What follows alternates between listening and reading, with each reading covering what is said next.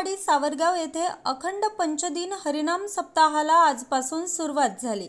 सकाळीच महाअभिषेक करून विनापूजन करून या अखंड पंचदिन हरिनाम सप्ताहाला सुरुवात झाली।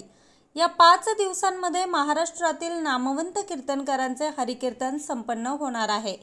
तरी सावरगाव एकनाथवाडी पंचक्रोशीतील सर्व भाविकांनी या ज्ञानामृताचा लाभ घ्यावा अशी नम्र विनंती।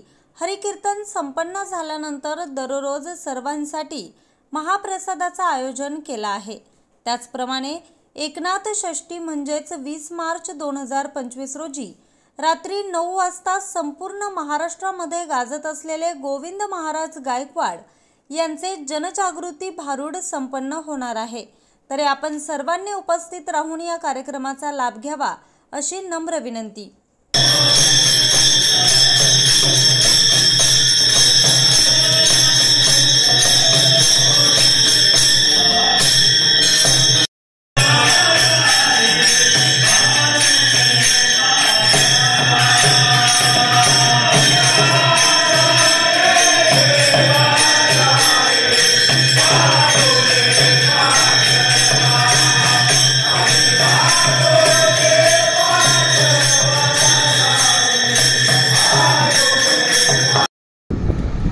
रामकृष्ण हरी। आज आमच्या एकनाथवाडीमध्ये गेले 42 वर्षापासून हा अखंड हरिनाम सप्ताह चालू झालेला आहे। तर अखंड सप्ताह चालू असताना आज हे आमचं 42 वर्ष आहे।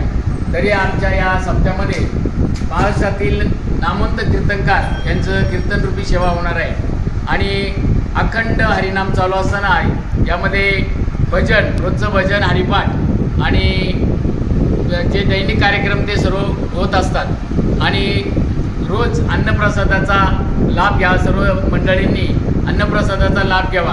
आजूबाजूचे जे वाड्यावस्त्या आहेत सर्वांनी या अन्नप्रसादाचा आणि अखंड हरिनाम सप्ताहाचा लाभ घ्यायचा आहे।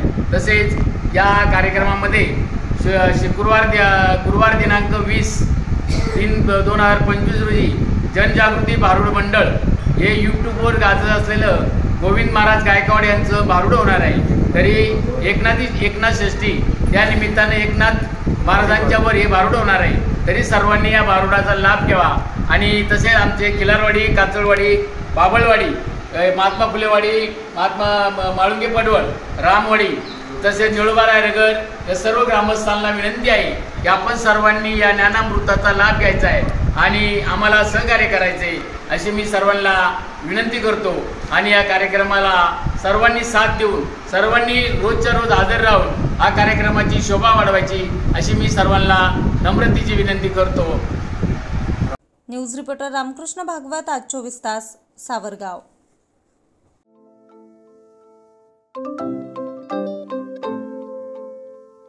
नवनवीन आणि ताज्या घडामोडींसाठी आज 24 तास सबस्क्राईब करा।